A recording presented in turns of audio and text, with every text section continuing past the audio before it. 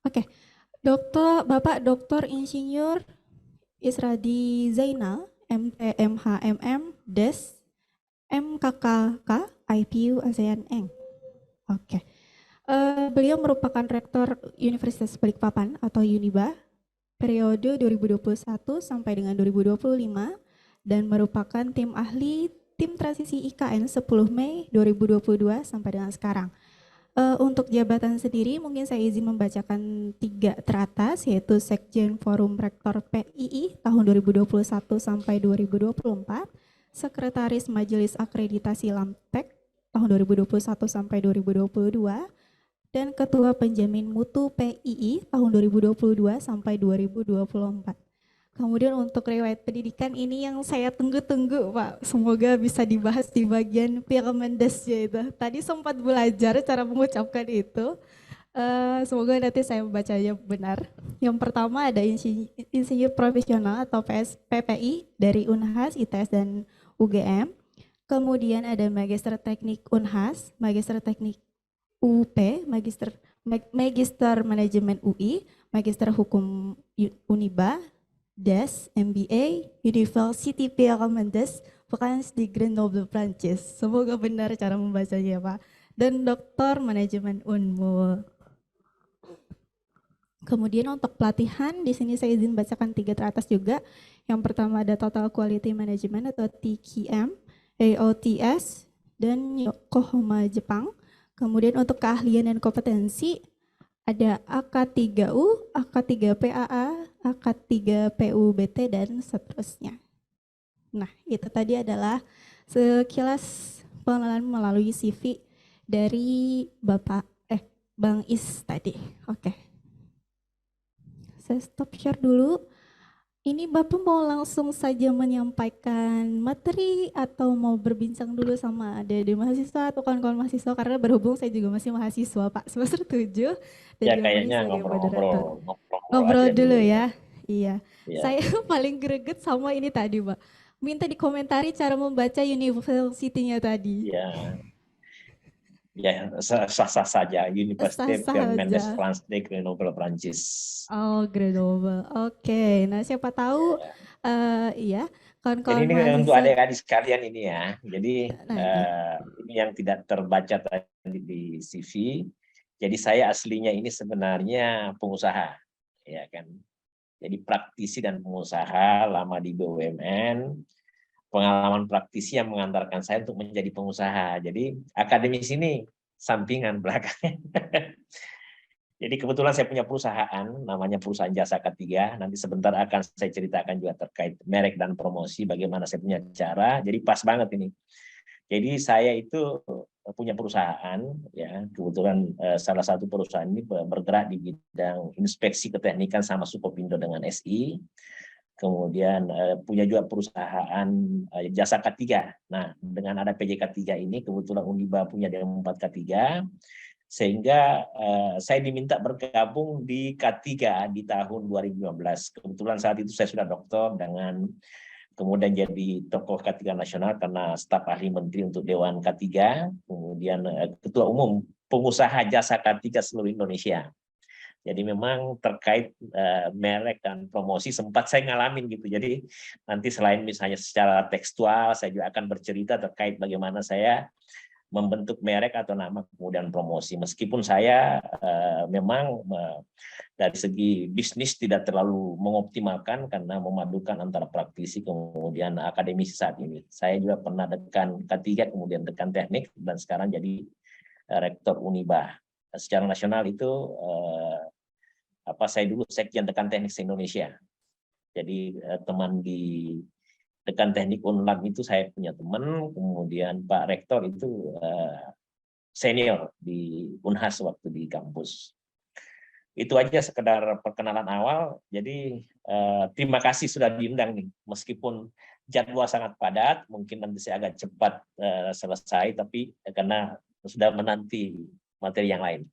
Itu aja pengantar adik-adik sekalian, semangat. Jadi yang perlu saya sampaikan juga kepada adik-adik ini momentum yang bagus. Ini mungkin dari segi keilmuan tidak akan dapat banyak, tapi pengalaman ini harus jadi trigger untuk menjadi pengusaha dalam arti sesungguhnya. Oke, itu untuk sementara. Dinda Rintah Dwi Ya, Takarimi. siap. Terima kasih Bang Is. Jadi mungkin kawan-kawan mahasiswa sudah mengenal secara apa ya, secara bukan secara umum tapi tadi sudah kenalan sekilas ya bersama Bang Is. Jadi ingat nanti dipanggil Bang Is aja biar lebih akrab. Nih, silakan. Terima kasih Bapak atas waktunya. Maksudnya sudah bisa meluangkan waktu pada siang hari ini. Saya silakan untuk Bapak menyampaikan materinya. Perlu dibantu share screen atau bagaimana Pak? Langsung Oh aja. langsung. Oke siap. Terima Nanti kasih. saya ya tunggu ya. Oke, Siap. terima kasih atas kesempatan yang diberikan.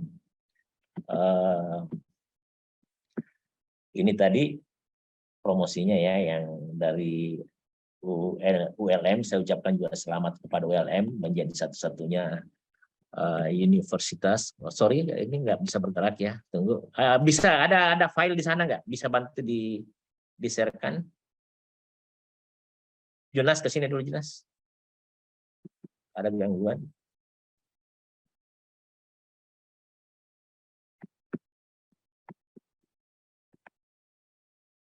Kelihatan ya? Ini nggak bisa digerakkan Jonas mungkin.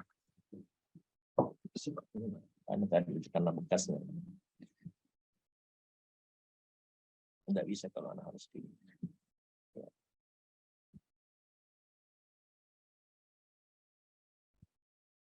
Nggak bisa bergerak kita harus di bawah ini, nggak bisa kalau kayak gitu nggak bisa. Oh ya, oke kita mulai ya. Ada dua kata kunci yang kita akan bahas hari ini. Kedengaran nggak? Halo. Kedengaran Bapak sangat jelas. Iya, oke. Silakan. Saya dikasih tugas sama Ibu Rinta dengan branding dan promosi. Kalau kita bicara branding, ini di awal-awal barangkali kita perlu ceritakan, karena kalau bicara brand atau merek ini di kalangan anak muda, di kalangan ibu-ibu terutama selalu diistilahkan dengan merek, biasanya kayak gitu, brand, merek. Jadi dia suka pakai barang bermerek gitu. Tapi kalau kita bicara bagaimana awalnya, ini sebenarnya berawal dari ketika di Inggris di abad ke-19 yang biasanya sebagai tanda kepada hewan-hewan ternak dan juga budak untuk memberi cap terkait mereknya atau brand daripada binatang atau orang tersebut. Kalau kita tahu brand itu dari bahasa Inggris atau burn, kemudian bahasa Jerman itu Brennen, sehingga secara umum di Eropa dan di dunia dikenal dengan istilah branding. Nah, branding ini penting sekali karena akan menjadi penarik pertama ya bagi pembeli atau peminat,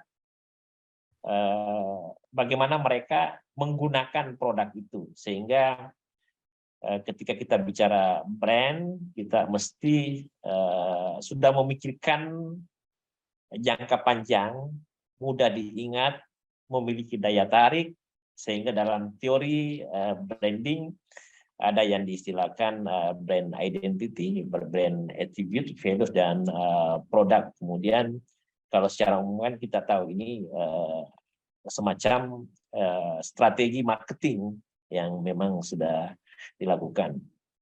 Jadi secara sederhananya kita sudah ngerti brand itu apa sebenarnya, tapi secara khusus Kotler, seorang pakar marketing, menyatakan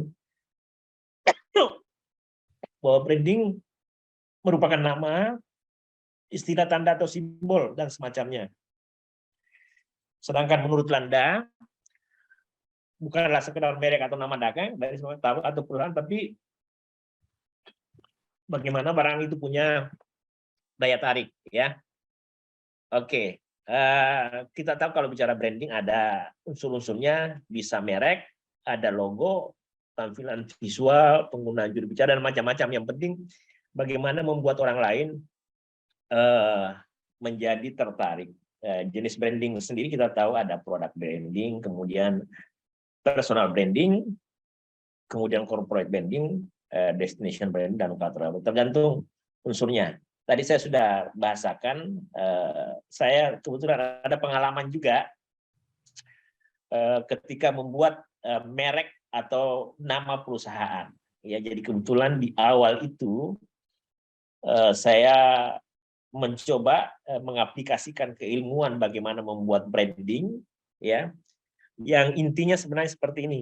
Bagaimana ketika nama itu dipakai, orang akan memahami secara langsung bahwa barang ini atau produk ini adalah produk untuk A, B, C, kemudian dengan produk itu mereka langsung paham. Jadi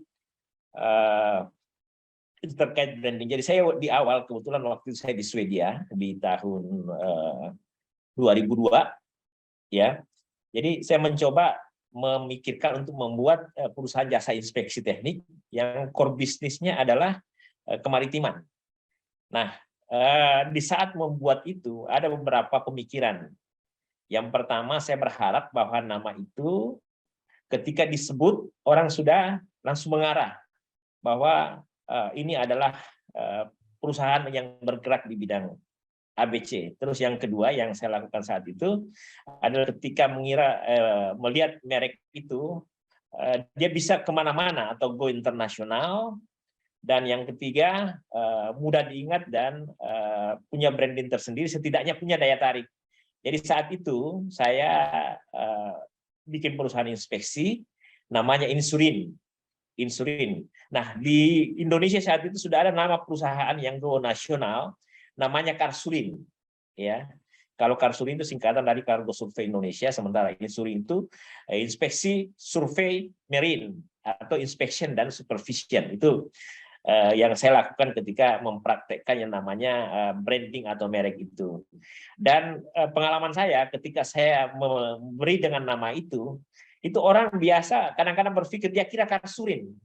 Sehingga banyak yang menawarkan pekerjaan dan kita manfaatkan dapat. Orang juga berpikir bahwa oh ini tidak Indonesia banget karena dari namanya Insurin itu bisa kemana-mana. Nah, itu salah satu pengalaman. Tapi ini lanjut bahwa kita tahu kalau branding ada produk, itu bagaimana sebuah produk itu ketika didengar produk itu orang sudah berpikir, wah ini keren ini, berkualitas ini, ya kan?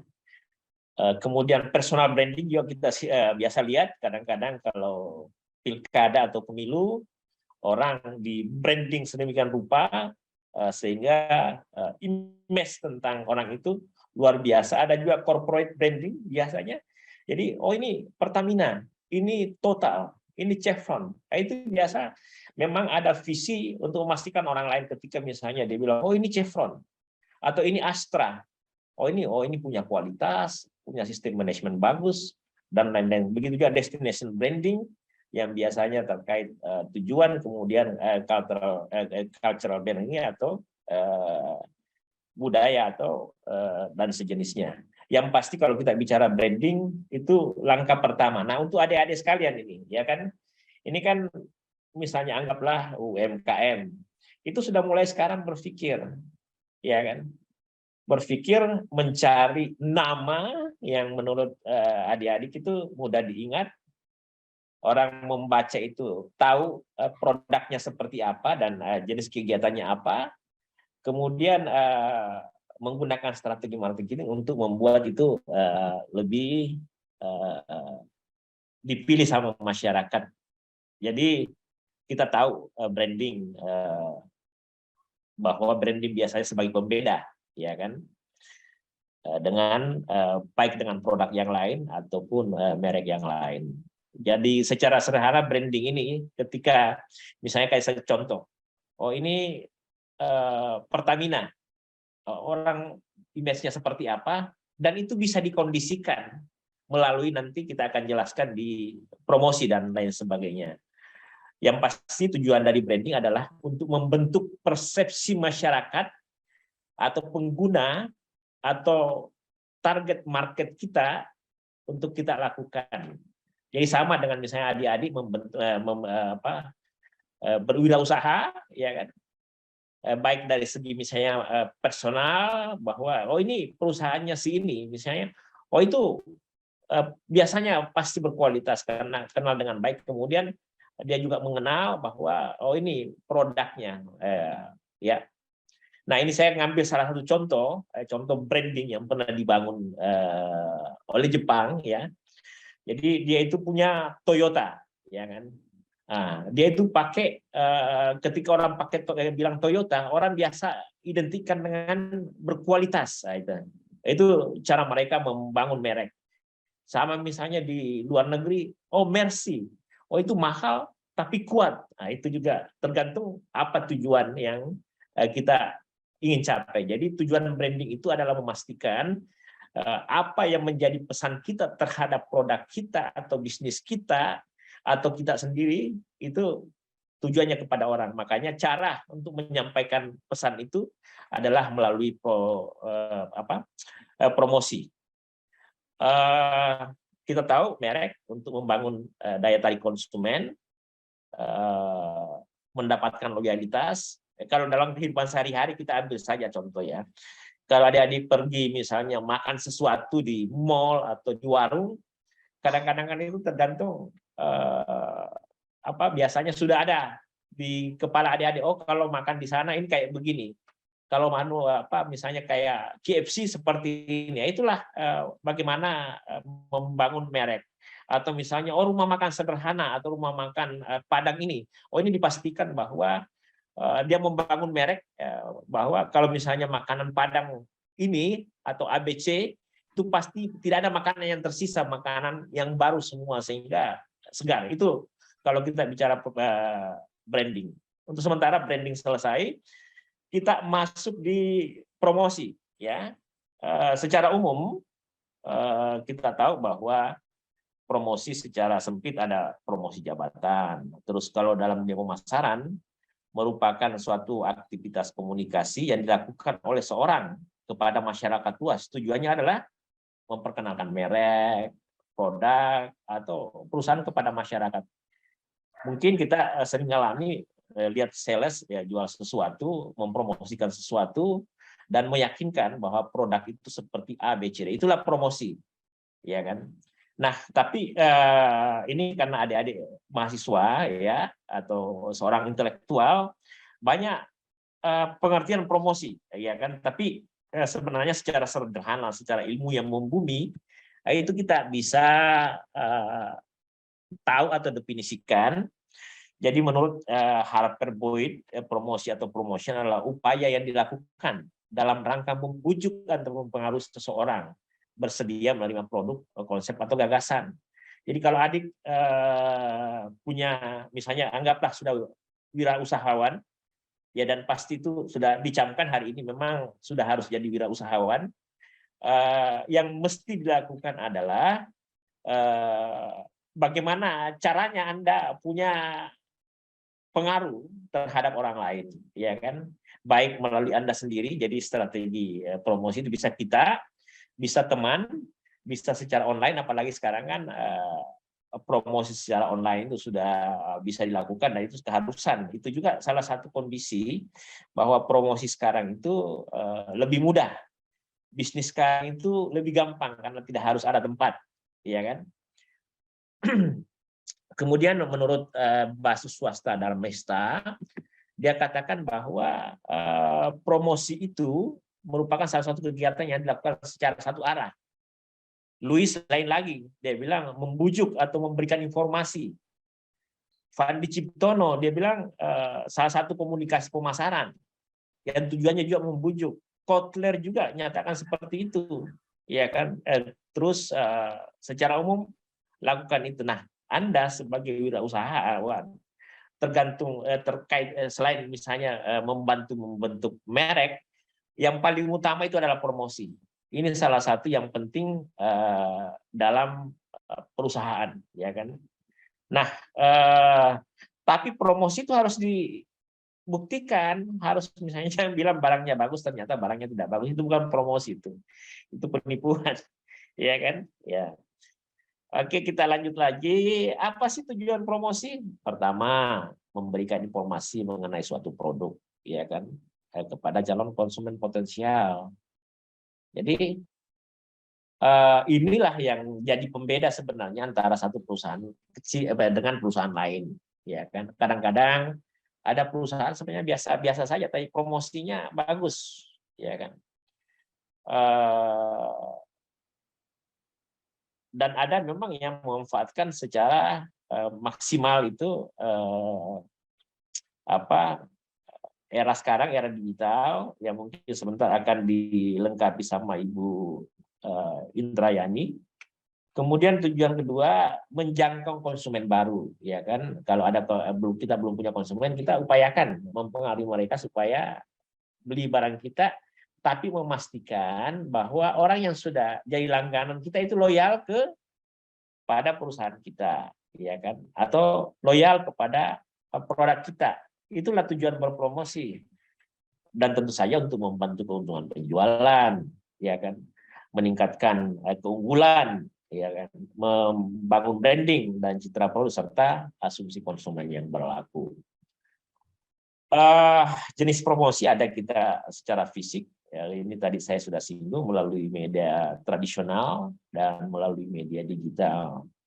Nah, ada fenomena sekarang di zaman sekarang untuk kaitannya dengan kewirausahaan, kemudian brand dan promosi, bahwa sekarang bisa kaya tanpa menggunakan uang sendiri, bisa kaya tanpa menggunakan tenaga sendiri, bisa kaya dengan menggunakan produk lain yang memang banyak dalam strategi bisnis. Contoh promosi misalnya, promosi produk baru, ya kan, promosi agar penawaran lebih menarik, promosi memberikan contoh atau tester.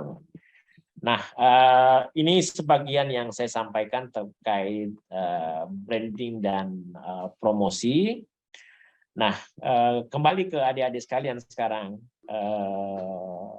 bagaimana upaya semuanya untuk meningkatkan kemampuan untuk mempertahankan produk melalui branding atau meningkatkan produk melalui promosi. Ini sebelum kita tanya jawab, saya akan bercerita dulu, ya. Jadi saya dulu itu bekerja sebagai praktisi, ya kan, praktisi dan seorang profesional yang keliling negara. Ya, saya sempat keliling 12 negara untuk keilmuan saya. Nah, saya bercerita, ya kan, jadi kewirausahaan itu bisa pada saat sekarang adik-adik jadi mahasiswa, bisa pada saat nanti selesai, yang penting diupayakan. Setelah Anda selesai dan menerima ijazah, itu bisa mandiri. Di saat saya jadi pengusaha pertama kali, ada pemikiran sebenarnya, bahwa saya ini sudah hebat. Saya punya kualitas, punya kemampuan, akan tetapi tidak bisa kehebatan itu diwariskan ke anak-anak. Jadi itu salah satu angelnya kenapa orang harus berwirausaha, ya kan? Nah, kalau pengusaha itu kita bisa wariskan, kita bisa kembangkan, kita bisa majukan. Nah, terus yang kedua, ada kan anak-anak sekarang, adik-adik sekalian ini mungkin ada yang mau jadi dosen, mungkin ada yang jadi PNS. Padahal PNS itu kalau gajinya kan, anggaplah gajinya cuma 5 juta. Ya kan, gaji 5 juta. Dalam 1 tahun itu kan cuma 60 juta. Nah, untuk jadi pengusaha atau wirausaha, ini selain misalnya kondisi seperti ini juga dibentuk oleh kondisi dan pengalaman kita. Ya kan, saya bercerita terkait saya. Saya sebenarnya kalau pengusaha tidak punya bakat sama sekali. Tidak punya bakat sama sekali. Nah, saya mulai berusaha ketika saya ngambil magister manajemen di UI, ya kan. Terus waktu itu dosen saya sampaikan, gajimu berapa? Anggap aja kita ambil yang sederhana, 5 juta, Prof. Dia bilang, kalau kamu punya gaji 5 juta, itu dalam 1 tahun cuma 60 juta. Saya hanya bikin pelatihan 2 atau 3 hari, itu kamu sudah kalah. Itu salah satu yang memotivasi. Motivasi yang kedua, saya punya ijazah magister manajemen waktu itu. Pedoman saya, ini kalau jadi ijazah toh, ini kan tidak ada manfaatnya. Harus dibuktikan dengan bisnis. Nah, kebetulan saya lama di Jakarta, lebih 10 tahun di Jakarta, saya pindah ke Balikpapan. Di Balikpapan ketika saya bekerja, saya lihat ada potensi. ternyata ada pekerjaan, ada potensi usaha yang menggunakan 2 orang atau 3 orang, itu gajinya sama dengan gaji yang 5 juta per bulan yang bisa didapatkan dalam 1 minggu. Nah, gitu. Jadi apa yang maknanya itu? Jadi kewirausahaan itu bisa karena didorong orang lain, bisa karena faktor misalnya kita punya keilmuan, dan yang ketiga memang kita melihat potensi. Nah, ini saya kedar catatan. Makanya kenapa pengusaha-pengusaha, anak-anak konglomerat, itu biasanya anaknya dia kasih kerja di tempat lain. Karena apa? Biasanya pekerjaan kita itu atau usaha kita itu biasanya berbasis pengalaman. Saya kebetulan karena di praktis saya sudah tahu pasarnya. Sehingga ini sekedar aja. Saya dulu pernah berpikir di awal-awal itu, waduh alangkah indahnya kalau saya ini bisnis, saya bisa mendapatkan 50 juta per bulan. Ya kan? Akhirnya saya sempat bisnis, jadi sempat dulu pernah pemikirannya sederhana, oh kalau bisnis mobil, kalau punya 10 mobil sewa juta per bulan misalnya 5 juta kan 50 juta, tapi ternyata tak seindah, kadang-kadang mobil dilarikan orang dan lain-lain. Itulah bisnis. Nah, jadi ini ada sekalian, jadi nanti kalau jadi wirausahawan itu jangan pernah berpikir akan mulus, akan jatuh bangun juga, ya kan? Oke, saya lanjut. Jadi kadang-kadang faktor lingkungan ikut menentukan. Tapi kalau dengan sekarang, eranya sekarang itu lebih banyak lagi. Salah satu caranya adalah belajar dari orang-orang sukses. Ya, itu saja barangkali sebagai pengantar diskusi. Nanti kalau sudah diskusi sudah lebih panjang lagi. Yang pasti saya juga sempat jadi pebisnis yang kecil-kecilan, tapi saya punya strategi bisnisnya sederhana. Sekarang saya sejak tahun 2013 tidak pernah ngurus bisnis saya, tapi ya setidaknya kalau hanya gaji kayak gaji BUMN misalnya 10 juta per bulan, saya tinggal tidur-tidur aja udah selesai, perusahaan sudah jalan sendiri. Ya itu, ini sekedar motivasi saja, ya kan. Artinya saya sendiri kalau sudah tidak jadi rektor lagi kembali jadi pengusaha. Karena pengusaha itu sangat bagus. Untuk adik-adik sekalian, termasuk Ibu Rinta, sudah harus punya merek, sudah harus punya branding, sudah harus mulai memikirkan nama perusahaan. Setiap orang yang hadir yang mendengarkan ceramah saya ini sudah harus memikirkan nama perusahaan, karena itu implementasi daripada kuliah yang saya hari ini berikan, branding, ya kan? Jadi sudah ada nama yang setidaknya dari adik-adik sendiri, itu salah satu langkah untuk sukses usaha, ya kan? Setelah itu, kalau bisa, ini saya sarankan karena sekarang kan Merdeka Belajar Kampus Merdeka. Bisnis yang akan Anda geluti atau tertarik Anda geluti, magang di sana. Karena kan informasinya ada di sana. Manajemennya ada di sana. Ya kan? Sekarang sudah ada ruang. Mau bisnis apa? Misalnya mau bisnis kecantikan. Ya, magang di tempat yang kecantikan karena di sana itu banyak marketingnya, banyak pemasarannya, kan informasi. Ya kan, kalau ada yang mau dagang ya magang di tempat yang ada kaitannya dengan dagang. Kalau ada yang mau jadi pengusaha batu bara ya magang di sana juga. Jadi dalam banyak hal, ini sekedar contoh, semua orang biasanya sukses berdasarkan lingkungannya. Tapi ada satu hal dulu. Yang pertama, bahwa adik-adik semua selain misalnya menjadi pegawai pemerintah kayak BUMN kayak harus sudah berpikir ada punya perusahaan, karena itu yang bisa diwariskan ke anak-anak. Kalau misalnya kita bekerja di tempat orang, biar kita hebat, biar kita jago. Kadang-kadang kalau kita bekerja di tempat orang, ya mungkin karena difitnah, kita hilang. Tapi kalau punya perusahaan sendiri mulai dari sekarang, wah luar biasa. Apalagi misalnya kalau masih mahasiswa, sudah terbangun, ada keinginan, terus sudah berpikir usaha apa. Tinggal gampang, MBKM itu yang diberikan oleh kementerian, itu jalan untuk ke sana. Jadi silahkan jadi praktisi boleh, tapi jangan lupa harus punya usaha. Ibu Rita misalnya dosen, harus punya usaha, ya kan? Nah, satu hal, jadi pengusaha itu ada tujuan, supaya menjadi orang yang merdeka secara finansial. Ada anak muda yang merdeka secara finansial di umur 40 tahun. Kalau misalnya cuma gaji 5 juta per bulan, dia bisa dapat. Saya dulu bermimpi gaji 50 juta per bulan. Dengan bisnis saya sempat dapatkan. Pernah bermimpi punya 500 juta per bulan. Dengan bisnis saya sudah pernah dapatkan. Hanya sekalipun banyak yang habis karena saya pernah jadi calon wakil wali kota Makassar gitu. Tapi semangat adik-adik sekalian ya, semangat. Anda bisa. Orang bilang apakah bisnis itu harus punya bakat? Enggak.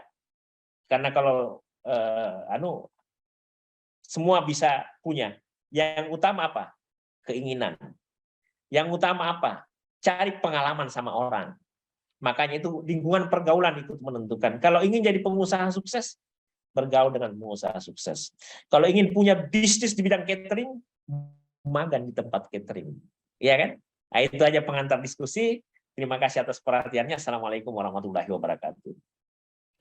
Waalaikumsalam warahmatullahi wabarakatuh. Terima kasih Bang Is atas penyampaian materinya yang sungguh luar biasa dan menambah wawasan juga bagi saya. Bapak saya masih mahasiswa semester 7, jadi apa ya juga lumayan sangat membuka pandangan kembali terkait branding dan promosi. Baik, kawan-kawan mahasiswa mungkin kita buka sesi tanya jawab Pak ya. Bang Is maksudnya. Bapak terus dari Siap. tadi. Ya, kawan-kawan silahkan mau raise hand boleh, mau lewat kolom chat boleh.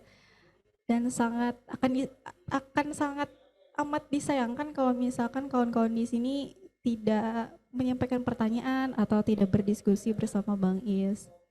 Silakan. Siang-siang ini pada kemana ya? Ini pesertanya. Nanti juga mungkin Bi Windra dia akan menyampaikan sesuatu juga untuk melengkapi saya punya paparan hari ini. Oh, Ya. boleh Pak, boleh sekali. Kalau Mbak Rinta sendiri tertarik di bisnis apa? Iya Pak. Kemarin saya ada tertarik ke arah kayak punya IO, kayak event organizer, dan juga catering kayak asik gitu ya. Ngerasa kalau misalkan dikembangkan, tapi tentunya sebagai saya, Rinta ini bingung pastinya memulainya dari mana. Dan akan jadi pertanyaan juga, ini sebenarnya kayak pertanyaan yang sangat mendasar ya Pak. Bagaimana membentuk branding dan cara berpromosi, apa teknik promosi itu yang baik. Itu tuh menurut saya walaupun adalah pertanyaan yang sangat mendasar, tapi kalau misalkan kita tidak bisa memahami jawabannya bagaimana dan mengaplikasikannya bagaimana, itu agak apa ya, jadi harus dapat jawabannya itu benar-benar masuk ke otak dan kita tahu terus actionnya bagaimana. Nah itu mungkin salah satu pertanyaan saya nih, mungkin bisa dibantu jawab Bang Is. Jadi kalau kita bicara promosi kan ada satu hal yang kita harus pastikan dulu. Produk atau barang yang akan kita promosikan itu atau jenis usaha yang akan kita promosikan itu memang betul-betul ada, kita yakin secara kualitas dan memang kalau kita bisa bahasakan layak jual ke orang lain, ya kan? Nah, kemudian kan kita tahu promosi. Promosi bisa, tadi saya sudah bahasakan di slide, bisa secara personal, bisa melalui kawan, bisa melalui website, bisa melalui konten dan semacamnya, ya kan? Nah untuk itu kemudian kadang-kadang juga orang biasa berpromosi melalui event atau promosi macam-macam lah. Akan tetapi yang paling utama itu adalah pertama kita pastikan bahwa branding yang kita miliki itu atau produk yang kita miliki itu betul-betul punya kualitas. Itu yang harus kita pastikan dulu. Karena apa? Meskipun kita membranding sesuatu yang kita miliki, ternyata pada kenyataannya nanti tidak sesuai harapan, itu akan jadi bumerang malah. Ya kan? Nah, itu. Yang pasti tadi kalau misalnya tadi sempat disinggung sebagai event organizer, itu kalau dalam kategori misalnya pengalaman saya dan teman-teman semua yang sempat bisnis itu, salah satu caranya dulu makan di tempat orang yang punya event organizer. Ya kan? Nah, itu. Jadi hampir semua pengusaha yang sukses itu pernah bekerja di tempat perusahaan yang sukses. Itu salah satu kuncinya, ya kan? Nah, itu. Terus kalau anu juga kan bisnis ini begini. Kadang-kadang semua orang mau bisnis, tapi kan ada dua metode. Bisa pakai apa modal, bisa tanpa modal yang besar. Event organizer kan kadang-kadang modalnya besar, melibatkan banyak pihak. Ya kan, itu pun potensi risiko ada, ya kan. Nah, saya dulu waktu bisnis di pertama kali, saya ingin bisnis tanpa modal besar. Ya kan. Cuma modal orang aja. Jadi dengan melihat potensi pasar, saya lihat potensi pasar karena saya bekerja di tempat yang memang ada kaitannya dengan itu. Jadi anggaplah misalnya ya training saja, pelatihan. Ya saya seperti yang di awal tadi waktu saya punya dosen atau prof di UI menyampaikan berapa gajimu, itu saya sempat terapkan.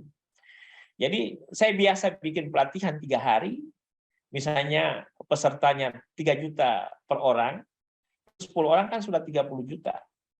Strategi marketing yang biasa saya pakai, biasa gunakan orang lain untuk memasarkan. Tapi misalnya dia memasarkan, anggaplah dia pasarkan 3 juta, saya kasih dia 500.000. Seperti itu yang bisa kita lakukan. Nah, terkait tadi, ketika misalnya orang sebenarnya semua bisa bisnis, tapi bagaimana bisnis dengan tidak modal besar, bagaimana bisnis dengan menggunakan media yang ada dan lain-lain. Saya ngasih contoh model bisnis yang ada ya. Itu biasanya kita memang harus ada wawasan juga, harus memang berada di lingkungan itu. Misalnya kayak gini, di setiap kantor itu kan harus misalnya diperiksa dia punya lift tiap tahun. Itu kan butuh diperiksa 1 orang atau misalnya diperiksa instalasi listriknya. Modal untuk melahirkan 1 inspektur kelistrikan hanya 12 juta. Tapi kalau memeriksa instalasi listrik itu 5 juta per gedung. Ada berapa banyak gedung dan itu wajib. Nah, itu salah satu potensi bisnis dan tanpa modal besar. Kami juga pernah langganan sama Pertamina. Pertamina itu namanya survei loading and unloading. Ya kan, menghitung kuantitas minyak dan kualitas minyak yang ada di atas kapal. Kami turunkan 3 orang atau 4 orang, tapi dia menghasilkan 300 juta per bulan. Modalnya cuma PDS ke sana, SPD. Itu termasuk bagaimana memilih bisnis. Yang pasti bisnis itu banyak peluang, banyak tantangan. Bisnis itu ada yang punya modal besar dan modal kecil. Mulai dari modal kecil dan belajar sama orang-orang sukses. Sekarang misalnya contoh potensi bisnis di IKN. IKN itu pelatihan banyak dibutuhkan. Terus di sana itu banyak orang butuh souvenir. Nah, itu terserah aja. Jadi itu macam-macamnya. Nah, promotion dan branding itu satu yang tidak bisa terpisahkan. Promotion yang dilakukan tanpa branding yang bagus atau branding dalam arti sesungguhnya atau kualitas dalam arti sesungguhnya itu tidak akan bertahan lama dan justru akan jadi bumerang. Itu aja untuk pengantar sementara. Untuk Rinta udah nikah ya? Belum, Pak. Nah, Belum. usahakan sukses dulu. Tapi kalau sukses sebelum menikah itu banyak laki-laki yang takut maju itu. Kayak Ibu Indra itu banyak yang takut maju karena calon dokter dia. Ya kan? Oke, makasih banyak. Mungkin saya tidak akan lama, nanti mungkin dilanjutkan sama Ibu Indra, karena pas jam 3 saya akan menjadi pembicara di tempat lain. Ya, terima kasih banyak Bang Is atas jawabannya, sangat membuka juga pandangan bagi saya. Mungkin Bang Is akan segera meninggalkan ruangan ini, begitukah Bang? Itu ada yang bertanya tuh, Pak Hafidi Maulana. Oke. Hafidil Maulana ya? Ya silahkan Masnya. Terima kasih atas kesempatannya. Sebelumnya, nama saya Muhammad Hamid Maulana dari Manajemen Fakultas Ekonomi dan Bisnis Universitas Lambung Mangkurat. Yang ini saya tanyakan terkait dengan branding. Tadi kan ada branding personal, ada juga branding untuk produk. Nah, seberapa berpengaruh sih Pak branding seorang owner itu terhadap usahanya ke depannya, ataukah kalau seandainya cuma sekedar produknya aja yang brandingnya bagus itu akan bagus juga gitu, kalau seandainya ownernya yang bagus, brandingnya bagaimana kayak gitu. Misalnya dia seorang penyanyi, kita contoh aja kayak artis sekarang kan sudah lumayan banyak nih yang akhirnya mereka terjun ke dunia usaha dan mereka memanfaatkan branding mereka. Nah kayak gimana tuh Pak kalau dari Bapak? Iya, jadi sebenarnya tadi kalau bicara personal branding, itu tadi betul bisa dipadukan terkait bisnis dengan ownernya, kemudian juga personal branding juga terkait dengan personal atau seseorang yang mau di branding seperti apa sosoknya. Itu biasanya kalau personal branding itu identik dengan pemilu atau mau jadi apa seorang, sehingga misalnya Israel Zainal itu orangnya pintar, orangnya ganteng misalnya kayak gitu. Nah, itu personal branding. Tapi kita lihat saja misalnya kayak di Indonesia, bisnis produknya, kemudian ownernya, misalnya Dhani, ya kan, Ahmad Dhani, itu salah satu contoh yang match antara produk dengan brandingnya. Dia memang pemusik, kemudian dia menghasilkan musik yang benar, ya kan. Tapi di dunia modern sekarang, dunia canggih sekarang, semua itu sudah tidak bisa terlalu optimal, ya kan, karena sekarang branding apakah produk atau personal itu sudah ditentukan dengan kriteria-kriteria yang terukur, ya kan. Makanya secara apa kalau saya bahasakan, ini saya ngambil contoh di Jepang saja. Ketika misalnya produk sesuatu itu sudah ada atribut atau misalnya ciri khas daripada produk itu, yang tentu saja sudah tidak terlalu mengunggulkan apa yang namanya personal branding atau owner branding yang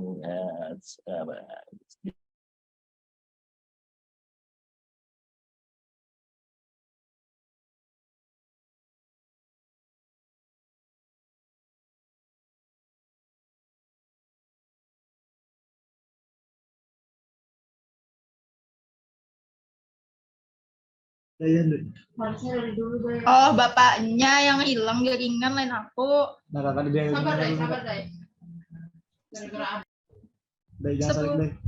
Sepertinya.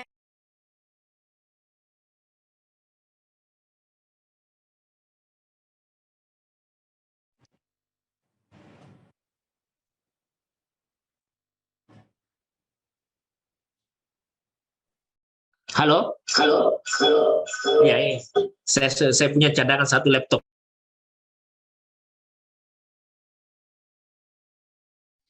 Sekarang,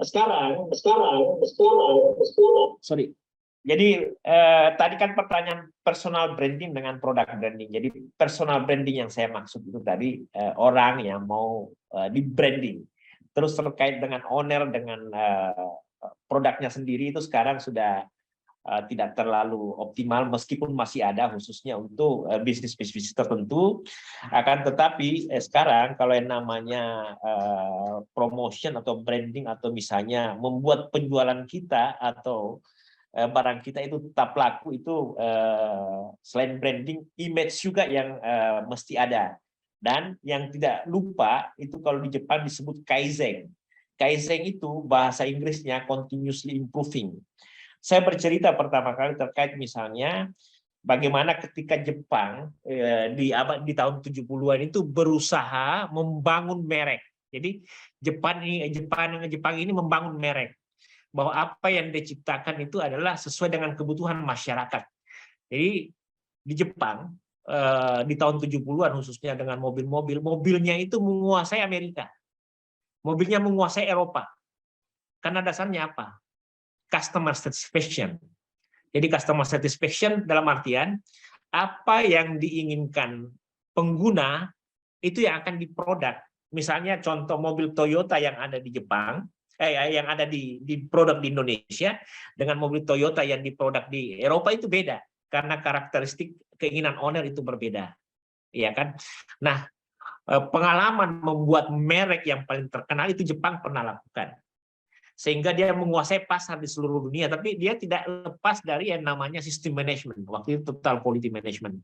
Karena hebatnya Jepang membangun merek, ya kan, dan mampu menguasai hampir seluruh dunia, kalau khususnya mobil-mobil saat itu, sampai di Jepang dalam salah satu acara televisi malam itu dia ngomong seperti ini, if Japan can, why can we? Kalau Jepang bisa, kenapa tidak?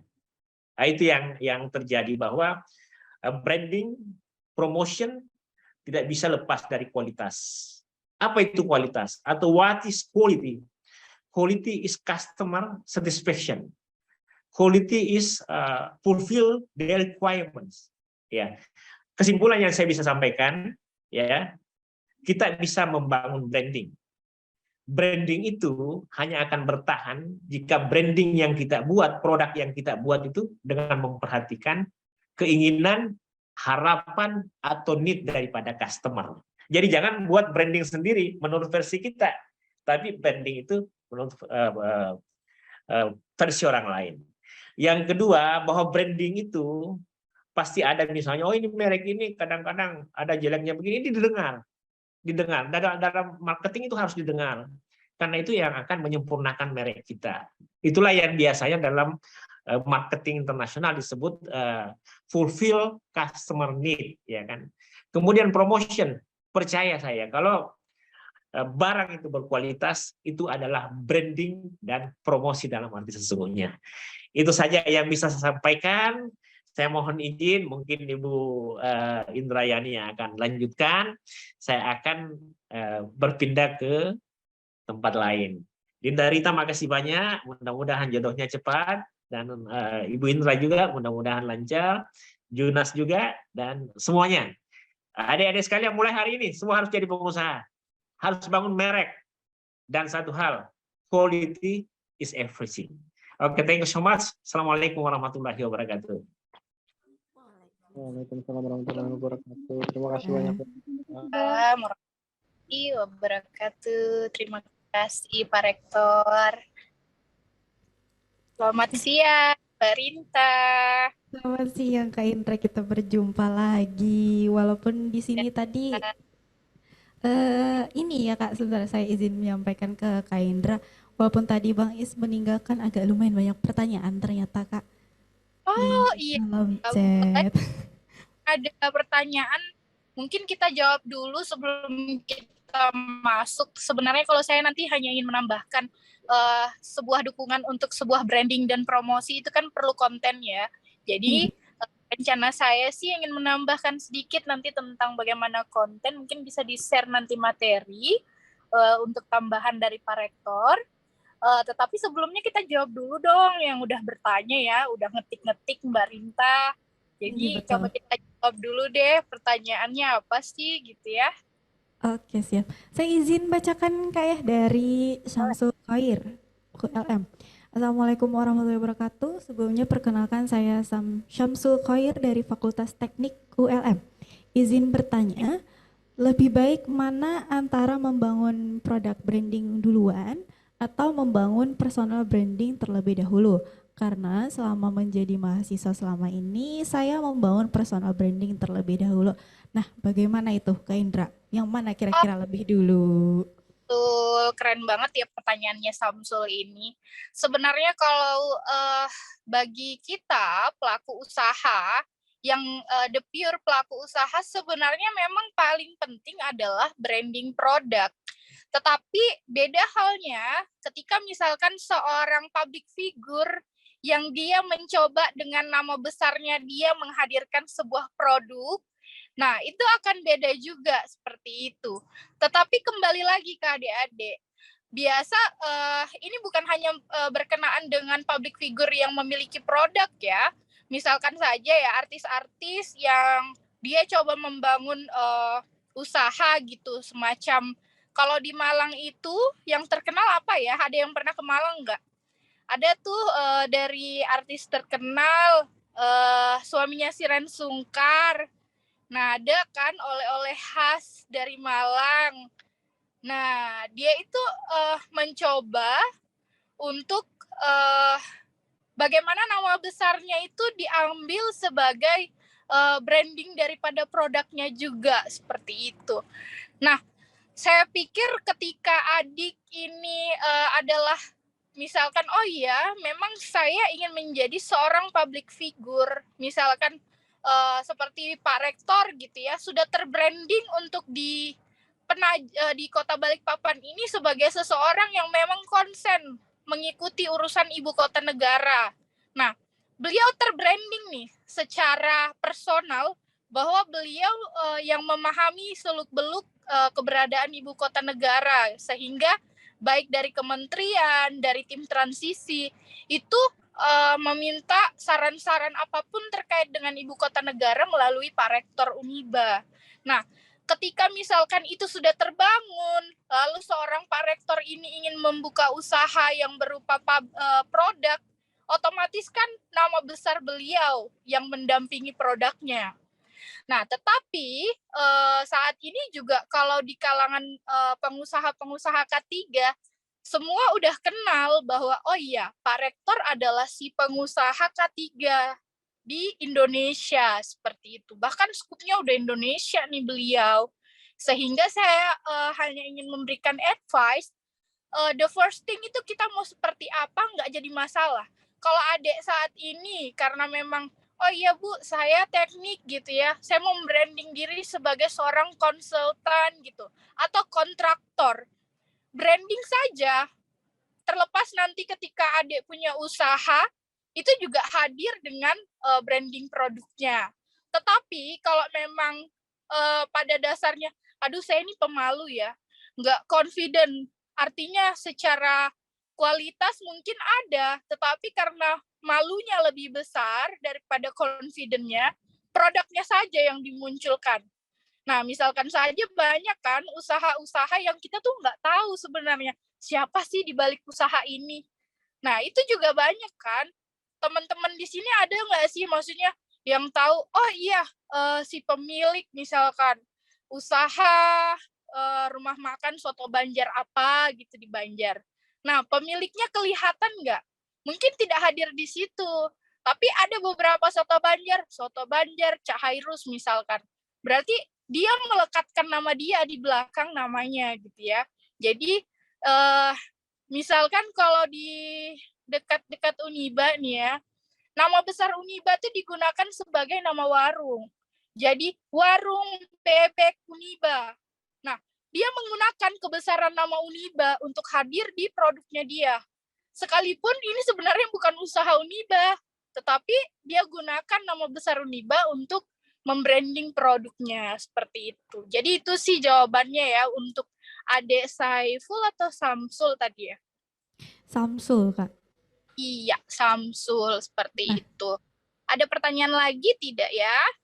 Iya, dari Mas Samsul apakah ada yang mau didiskusikan lagi?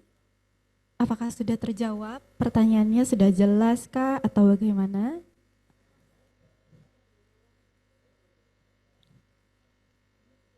Oke, semoga sudah ya Kak ya. Soalnya belum ada responnya.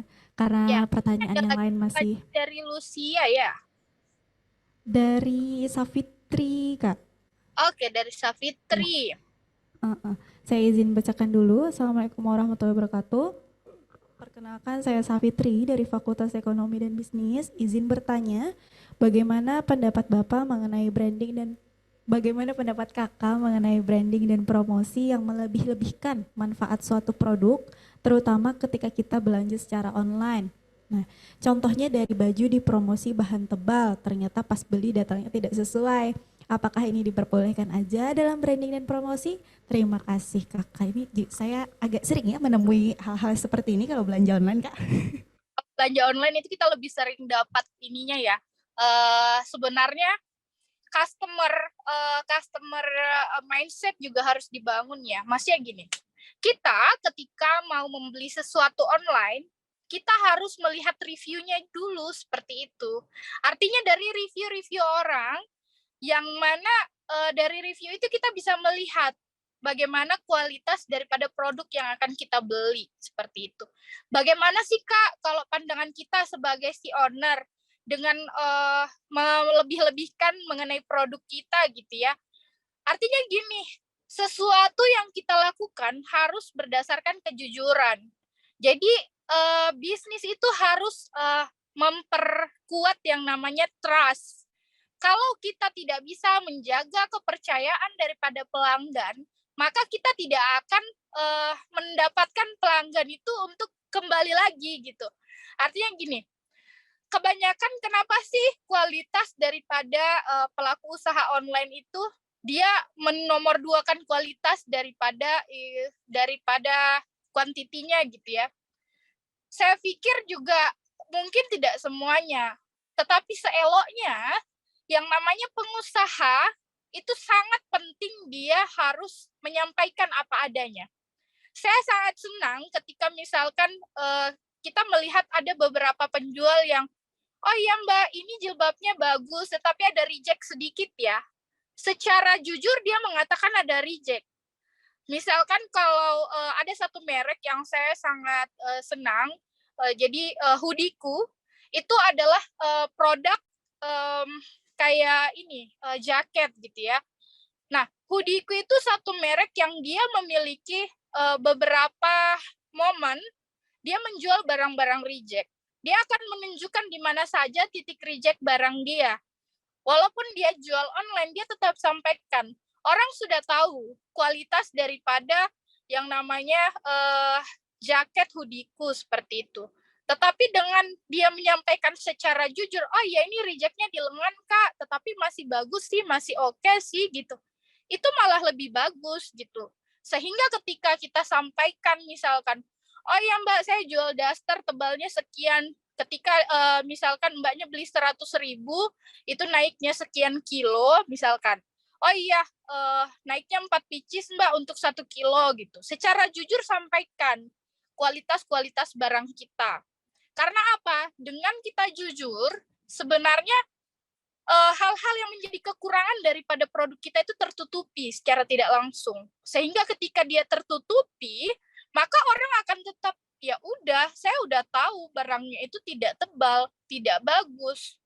Saya pernah mencoba ya, misalkan membeli satu brand artis terkenal dan dia desainer terkenal. Sebenarnya kalau kita pikir harganya di angka range 290.000 jilbabnya.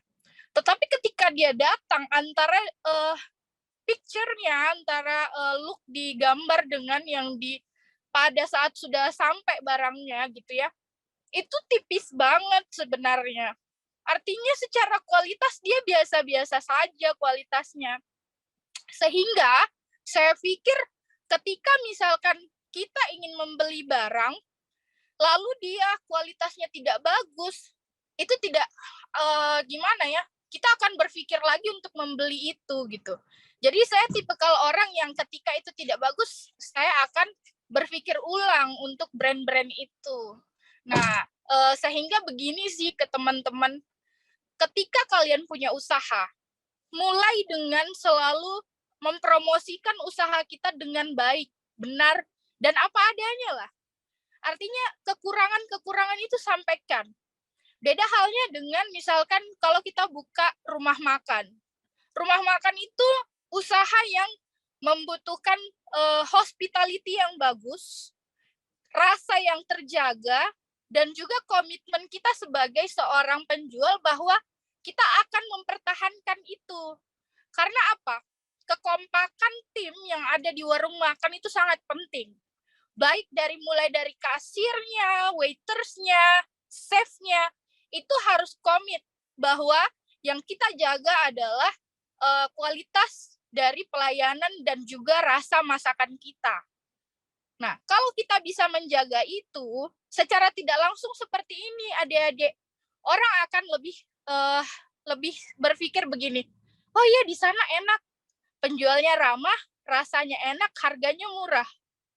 Kalian akan pilih yang seperti itu atau misalkan harga murah, pelayanannya judes. Paling kita akan berpikir kan, ketika kita mau makan, pasti kita inginkan sesuatu itu yang, ya paling enggak dia senyum lah ya, masa iya dia datang, ibu mau makan apa? Gitu kan, soto Banjar. Nah, agak ngegas, padahal mungkin itu sebuah karakter. Even itu karakter, cobalah kita pola gitu ya. Hospitality itu sangat penting di dalam pelayanan. Artinya menjaga bagaimana pelayanan-pelayanan kita kepada customer, kepada klien kita, mitra kita, itu sangat penting. Terutama kalau misalkan kita usaha ini kan tidak cuma usaha yang saya katakan, bahwa produksi sendiri. kadang kita jadi reseller, kita harus benar-benar membicarakannya secara apa adanya. Kalau reseller juga kadang kita kena zonk juga Mbak Rinta.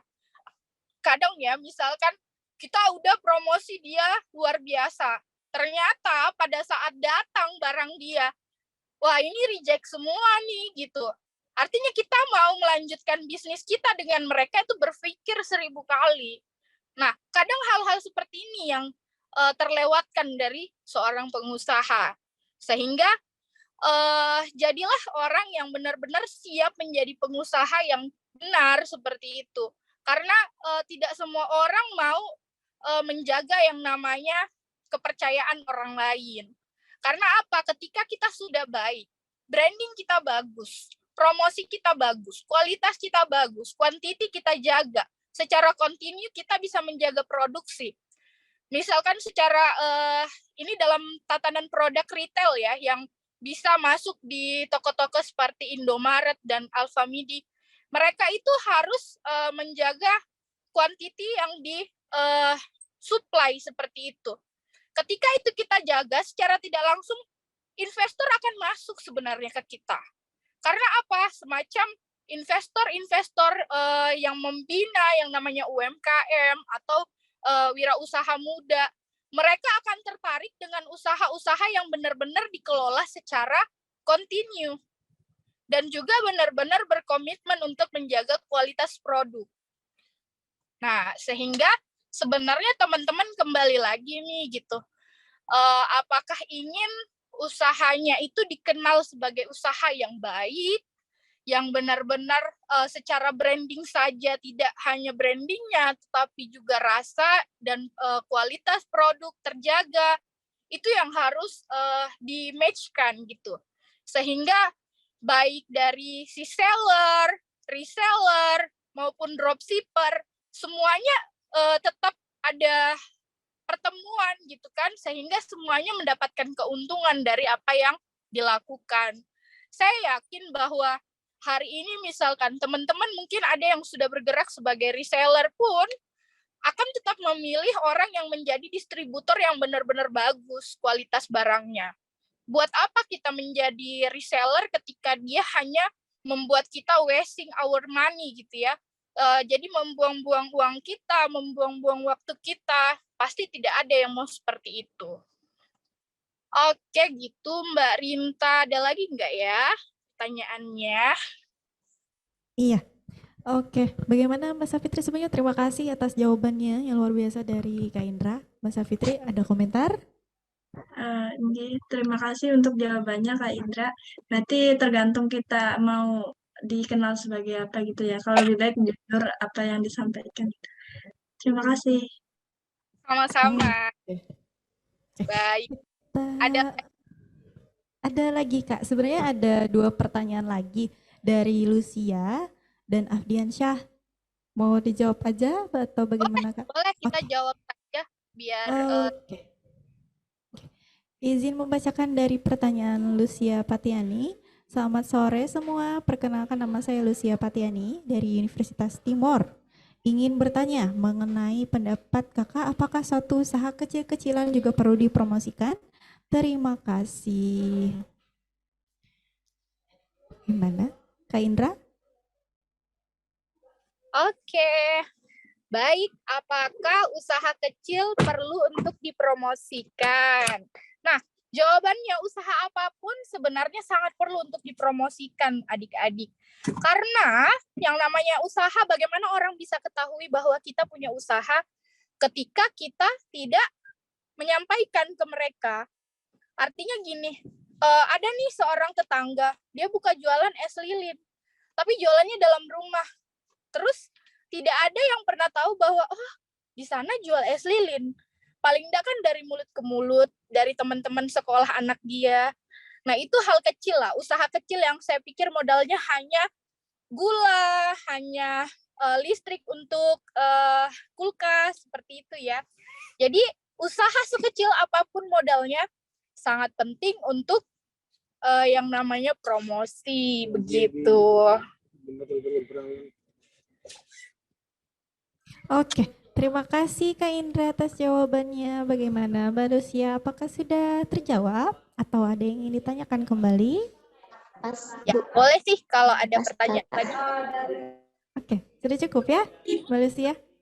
Oke, saya izin melanjutkan pertanyaan lagi ya Kak dari Mas Afdiansyah. Assalamualaikum warahmatullahi wabarakatuh. Perkenalkan nama saya Muhammad Afdiansyah dari Fakultas Ekonomi Universitas Ahmad Yani. Saya ingin bertanya tentang brand tadi Kak. Semisal kita kerjasama dengan kemitraan UMKM. Lalu kita membranding dengan artian membuat packaging sendiri dan merek sendiri. Tetapi di sini kita hanya sebagai distributor, Kak. Nah, apakah hal tersebut termasuk dalam mengakuisisi produk UMKM itu, ataukah itu merupakan hal wajar dan diperbolehkan dalam bisnis? Terima kasih. Oke, terima kasih. Pertanyaannya luar biasa ya, sangat bagus.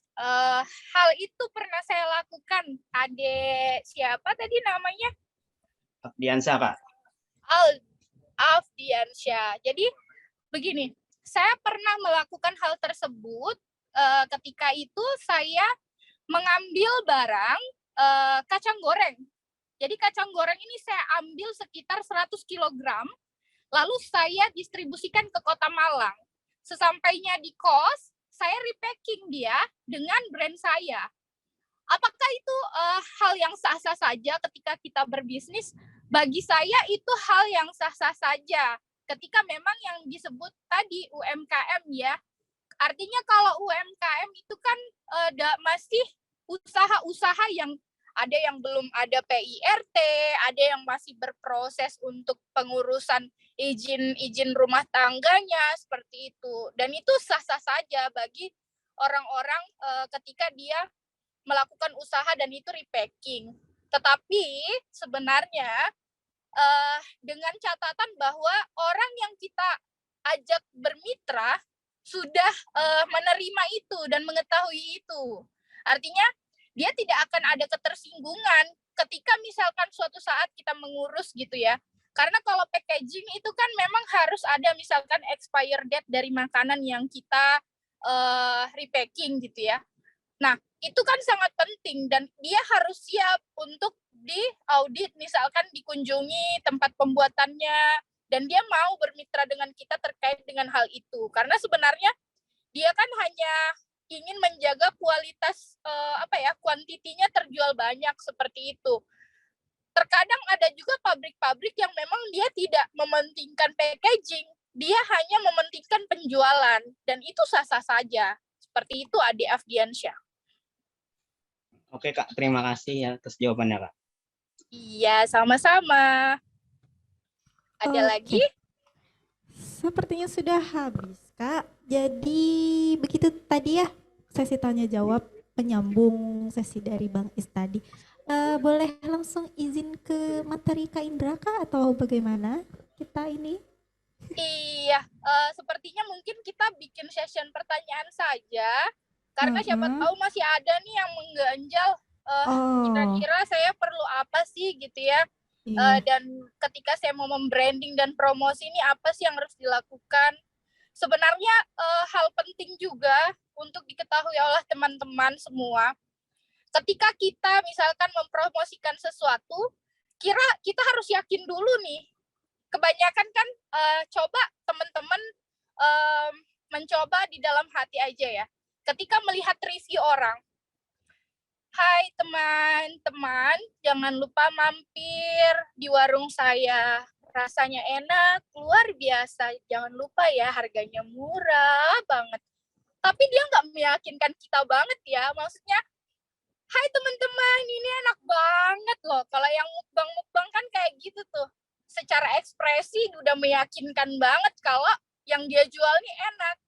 Nah, saya harapkan teman-teman itu ketika mempromosikan sesuatu, yakin dulu bahwa yang dipromosikan ini memang benar bagus gitu ya. Tapi ya kalau memang seperti tadi tuh ada pertanyaan sebelumnya, ini barang nggak bagus tapi kita bilang bagus gimana? Itu nggak etis gitu. Even kita juga seorang marketing ya, kita harus ngomong jujur lah. Karena jangan sampai kita mengecewakan orang lain. Kadang kan kalau marketing itu segala cara, intinya dia closing. Nah, itu jangan dipakai yang seperti itu. Karena kita misalkan closing di satu bidang, tetapi karena closing kita ini tidak fair, maka sebenarnya itu apa ya istilahnya tidak baik bagi diri kita sendiri juga gitu. Misalkan saja ada nih kadang orang jual handphone merek-merek miring gitu ya, dari diimport dari luar. Oh iya Kak, ini bagus sekali, dibeli aja Kak. Ini misalkan sama Apple digigit, tetapi dia black market gitu ya. Tapi intinya dia closing dulu. Sekalinya baru dipakai sebulan udah hang gitu ya, udah error. Dan ketika kita mau mengklaim, mereka sudah lepas tangan. Nah, yang seperti ini jangan sampai terjadi di teman-teman. Artinya apa? Kita selalu menjaga komitmen ketika kita menjual sesuatu, meyakinkan customer kita bahwa kita juga siap membackup mereka, dan sampaikan juga bahwa secara jujur gitu. Biasa kan dia bilang gini, oh ini garansi C gitu, ini garansi 1 tahun.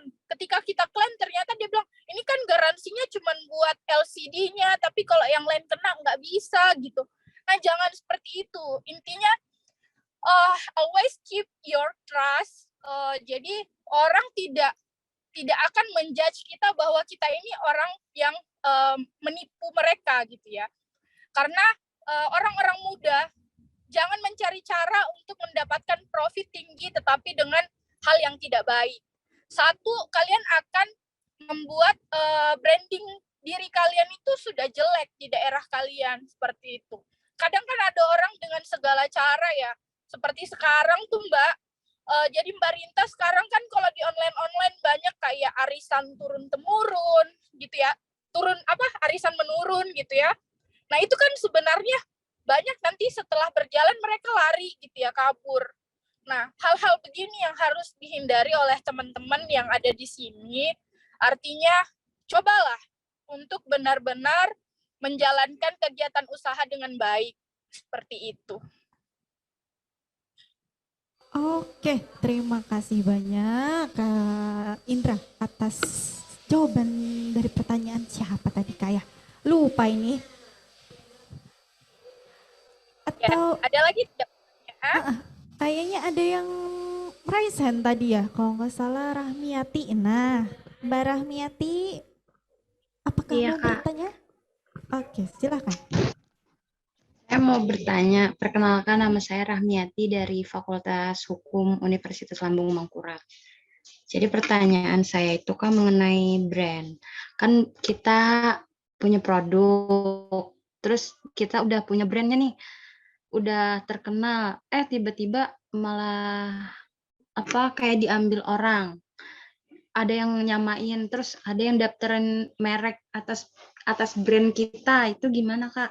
Kan kalau kita mesti daftar merek, itu kan ada biayanya. Kita kan baru pemula, tapi kayak nggak mampu tuh buat daftarin itu brand. Tapi udah keduluan orang gitu, gimana Kak? Oke, luar biasa sekali nih ya pertanyaannya, apalagi udah punya usaha, tetapi karena terlambat untuk mendaftarkan di HAKI ya, hak kekayaan intelektual, sehingga brandnya di-copy sama orang lain. Nah itu tadi, teman-teman saya sampaikan bahwa ketika kalian punya usaha, saya bilang bahwa tidak semua di sini punya modal besar. Kita selama berusaha itu harus berupaya untuk punya mitra. Meyakinkan orang lain untuk menjadi investor pada usaha kita juga hal penting.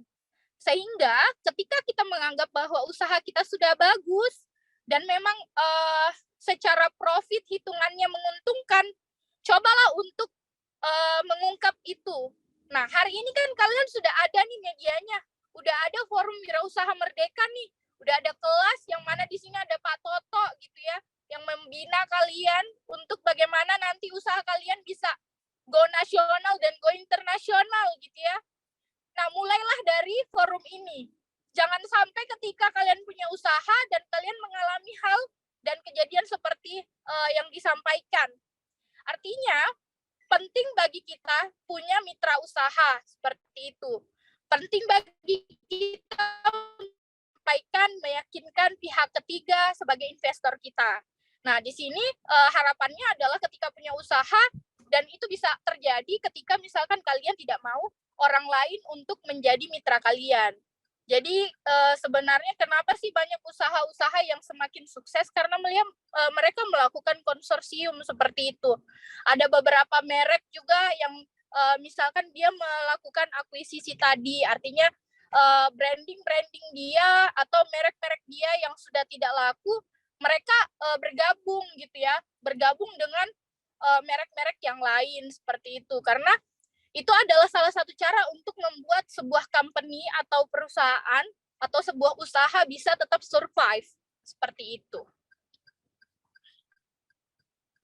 Oke. Ada Terima kasih Kak Indra. Bagaimana Mbak Rahmiati? Apakah sudah terjawab? Atau ada Iya, yang udah puas. Makasih, Kak. sudah terima puas? kasih. Aduh, Masya Allah. Ya, sebenarnya ini momen kita lebih ke sharing ya adik-adik ya. Karena ketika pun nanti ada hal-hal yang mau ditanyakan, bagaimana sih untuk mendaftarkan ke Haki dan sebagainya, mungkin ada di season lain Mbak Rinta, atau nanti saya juga bisa merekomendasikan teman-teman lain yang memang sudah qualified di bidang itu dan sudah mengalami proses itu, juga bisa nanti saya berikan rekomendasi seperti itu. Nah, sudah mau dikasih rekomendasi sama Kak Indra kalau di sini masih malu-malu Kak ya? Atau apa gitu Iya. ceritanya? Ada lagi yang mau bertanya, kawan-kawan? Mungkin sambil menunggu pertanyaan kepada kakak-kakak panitia, presensinya bisa dibagikan dari sekarang mungkin. Ini sepertinya Kak Indra lagi di dalam mobil. Kira-kira mau kemana? Lagi perjalanan pulang dari Pemkot tadi. Oke, pulang. No, jendungan, Pak. Siapa ini? Mungkin ada yang bocor. Jadi ini saya izin mau mereview sambil mengisi waktu ya, sambil melihat pertanyaan yang lain. Tadi tertarik sama pertanyaannya Mbak Safitri, Kak. Apa tadi pertanyaannya? Promosi yang melebih-lebihkan, ibaratnya agak kurang baik gitu Kak ya. Dan dari penjelasan kakak tadi katanya ada lihat review. Nah menurut saya sebagai pembeli pun kita harus jadi pembeli yang cerdas. Jangan hanya melihat harga, oh ini bajunya 40.000 aja dengan modelnya segini, kalau dibandingkan sama all shop lain kayaknya di sini lebih murah deh, tanpa ngelihat reviewnya ternyata pas udah datang kainnya tipis. Jadi lebih apa ya? Karena kita juga berusaha mau dapat yang terbaik dengan harga yang terbaik juga, maka kita pun sebagai pembeli juga harus mencoba untuk cerdas, memilah bagaimana ini kalau misalkan harga 40.000 dengan gambar sebagus ini nih di all shop tersebut, masa iya 40.000? Oh ya udah kita lihat dulu reviewnya bagaimana. Ternyata banyak bintang 1. Di skip aja all shopnya kayak gitu ya. Cari Iya yang benar lain. banget, harus di skip sebenarnya. Jadi tapi begini ya Mbak Rinta, tidak menutup kemungkinan ya, karena saya pernah pada tahun tahun 2020 saya pernah ke Thailand. Jadi di Thailand itu memang barang-barang seperti pakaian itu banyak banget yang murah-murah. Nah, orang-orang Indonesia itu malah berangkat ke Thailand untuk berbelanja, lalu ketika mereka berbelanja, mereka untuk dijual lagi di Indonesia. Bahkan ada yang di rebranding itu. Jadi mereka cabut brandnya, lalu mereka masukkan brand mereka sendiri. Itu banyak banget orang Indonesia yang lakukan itu. Jadi dan apa ya? Apakah itu sah-sah saja? Saya pikir sebenarnya secara etika itu tidak baik ya. Tetapi kalau misalkan untuk profit oriented, it doesn't matter buat kalian gitu ya. Kalau bagi pemula itu yang masih baru awal-awal berusaha ya silahkan dicoba juga seperti itu. Karena kan kayak berangkat ke Thailand, lalu untuk living cost di sana, untuk berbelanja di sana itu sangat menguntungkan sebenarnya. Karena barang-barang mereka dengan harga 30-40 ribu di Indonesia bisa dijual sampai 300 ribu seperti itu. Jadi bisa juga tuh dicoba sama teman-teman yang ada di sini gitu. Ih, betul sekali. Saya itu kebetulan pernah melihat di TikTok kalau nggak salah, Kak. Jadi dia itu di toko ya, misalkan dia ngambil berapa puluh baju, terus dikasih ke dalam karung. Nanti katanya kalau udah sampai ke Indonesia, kamu bisa jual lagi atau kamu bisa pakai sendiri gitu. Cuma yang kalau misalkan kita beli sendiri itu acak kayak gitu kalau nggak salah kayak. Jadi Ya, nggak bisa milih dia gitu. langsung karungan gitu Iya, kan. benar karungan. Ada juga reject brand, ada juga dia misalkan barang branded tapi dia reject, itu masih bisa juga dijual yang KW-KW gitu ya. Nah, itu sebenarnya banyak banget untuk kegiatan usaha seperti itu di luar negeri. Kalau di Malaysia itu misalkan lebih ke barang-barang second hand ya. Jadi itu langsung karungan. Jadi pilihannya nanti di kita. Sebenarnya ya untuk di kebanyakan kalau teman-teman di Indonesia saat ini ya udah mereka beli, mereka cuci, lalu mereka perbaiki gitu ya untuk gantungannya, packagingnya. Jadi bisa lebih mahal lagi daripada yang dijual. Misal dijual karungan 1 juta. Nanti kalau dijual per biji dia udah lumayan seperti itu. Jadi luar biasa. Ke mute Kakak. Ya, Nah. jadi seperti itu. Sebenarnya lebih apa ya? Lebih menarik lagi kalau misalkan kita coba untuk kegiatan-kegiatan dari importir sebagai importir seperti itu atau eksportir. Nah, kalau teman-teman saya sekarang di PPU ini sedang mencoba mengekspor yang namanya arang. Jadi arang diekspor ke Arab Saudi seperti itu. Dan mereka tim-tim muda seperti itu, masih muda-muda banget dan mereka lakuin itu. Nah, begitu kawan-kawan cerita di Bangkok tadi. Kayaknya masih... Ini aja. Sudah, stop aja. Oh, sudah. Oke, begitu ceritanya. Kemudian ada lagi nih poin yang saya dapatkan dari penjelasan kakak waktu menjawab pertanyaan Mbak Safitri tadi. Saya tadi mikirnya kayak gini Kak, jadi kita sebagai pembeli ini juga membeli kepercayaan dari penjual atas barang itu. Jadi barang itu kita beli, kepercayaan itu juga kita beli dari penjual itu. Betul nggak kira-kira? Kalau kayak gitu Kak? Iya, jadi sebenarnya kenapa sih beberapa penjual meminta review juga ya dari pembeli? Artinya sebenarnya itu untuk meyakinkan lagi ke pembeli yang lain. Jadi sebenarnya penjual ketika memang dia menjual kualitas, dia tidak akan capek-capek lagi untuk membranding diri. Karena mereka akan berjalan sendiri. Kualitasnya sudah terlihat dan orang lain yang akan membantu untuk mereview. Bahkan kalau misalkan kita men-story sebuah jualan orang lain gitu ya, oh ya sudah kita mereview misalkan barang dia, pasti nanti menarik konsumen-konsumen yang lain seperti itu. Nah begitu, terima kasih kembali Kak Indra atas jawaban-jawabannya. Oke, bagaimana kawan-kawan? Apakah masih ada yang ingin ditanyakan atau didiskusikan sama Kak Indra? Mumpung waktunya masih ada ini, masih sekitar 20 menitan lagi sebelum jam 4. Dan sepertinya alhamdulillah Kak Indra sudah sampai nih.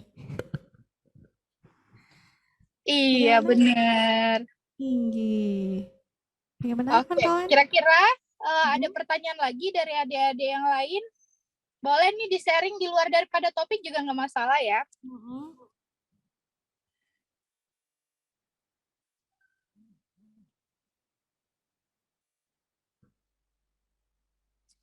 Mbak Rinta, mungkin bisa di-share Oh Oh iya, iya, dia yang bertanya nih. Capek ngetiknya berarti. oke. Saya izin bacakan dulu Kak Indra. Oke. Dari Mbak Aliana Sasabila. Perkenalkan saya Aliana Sasabila dari Pendidikan Matematika FKIP ULM. Sebelumnya mohon izin sharing sedikit. Oke, dulu saya pernah melakukan promosi melalui endorse salah satu selebgram di Kalsel. Nah, akan tetapi feedback yang saya dapatkan cuma tambahan followers dan sedikit yang membeli produk yang saya jual.